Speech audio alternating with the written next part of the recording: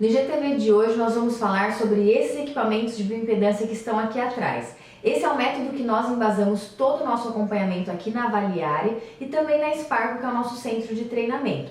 E qual é o grande diferencial desse método em relação ao adipômetro, que é o método mais comumente utilizado hoje no mercado?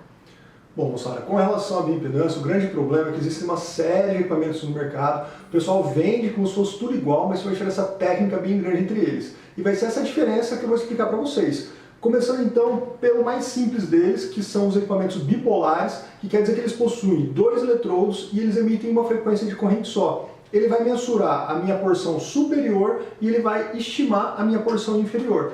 Pensando que geneticamente nós homens possuímos mais gordura na porção superior, esse equipamento ele vai superestimar meu resultado. E com relação às mulheres, ele vai fazer justamente ao contrário, aonde ele vai subestimar essa minha medida.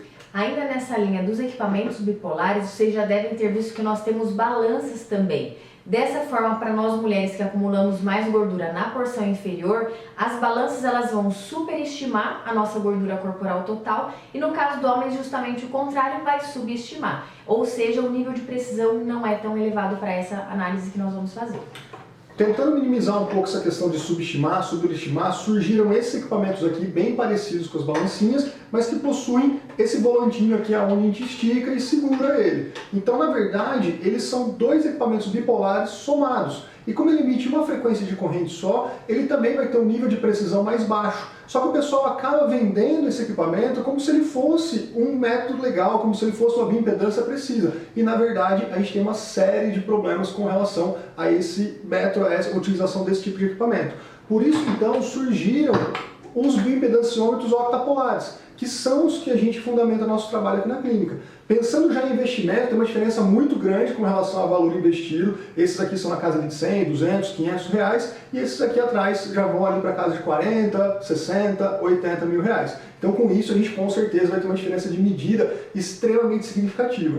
A Embody, que é o equipamento que a gente fundamentou nosso trabalho durante 4 anos e meio, ele tem 8 eletrodos e emite 3 frequências de corrente. E vocês viram que a partir do segundo semestre do ano passado, a gente implementou a SECA MBCA 515, que é considerado hoje o melhor equipamento de bioimpedância do mundo, e ele mensura a nossa composição corporal com 19 frequências de corrente. Então com isso ele vai trazer para a gente mais precisão e principalmente mais variáveis.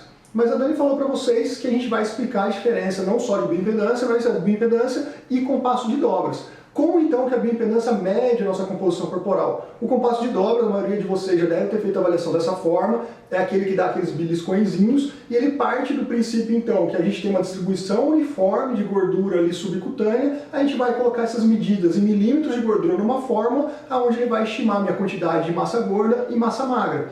Partindo do princípio que o meu nível de precisão da medida depende do meu nível de treinamento e principalmente quanto maior for a minha dobra, maior é o erro da medida, e hoje a população está ficando cada vez mais sobrepesada e obesa, quase 80%, 90% dos clientes que buscam nossos trabalhos são sobrepesados e obesos, a gente já não poderia utilizar esse método aqui na clínica, tendo em vista a esse problema de precisão. Foi por isso então que a gente colocou as bioimpedâncias e ele parte do princípio da condutividade elétrica. Eu falei para vocês essa diferença de ter métodos de uma frequência só, a SECA com 19. Então, aonde a gente tem mais água, no caso a massa muscular, essa frequência flui com maior facilidade, e aonde a gente não tem, no caso a gordura, essa corrente vai sofrer maior resistência. E com base nisso que ele vai trazer o resultado para a gente. Pensando em tudo isso, que a gente tem a questão da recomendação, jejum total, realizando sempre pela manhã, para que a gente consiga ter precisão tanto no diagnóstico quanto no comparativo. Eu tenho que lembrar que todos esses métodos possuem limitações, mas o principal é a gente tendo protocolos, a gente tendo sempre essa questão da gente realizar a avaliação da mesma forma, a gente consegue quantificar sucesso e possíveis falhas na intervenção. E o grande diferencial no caso das bioimpedâncias é que não tem interferência nenhuma do avaliador que vai realizar. No caso da dobra cutânea, um dos grandes fatores de erro é o avaliador e o momento, no caso, o nível de treinamento dele para fazer essa quantificação. Na bioimpedância, nós só colocamos os dados e o perfil da pessoa, a partir da condutividade não tem como ter erro nenhum da interferência do avaliador na nossa análise que vai ser realizada.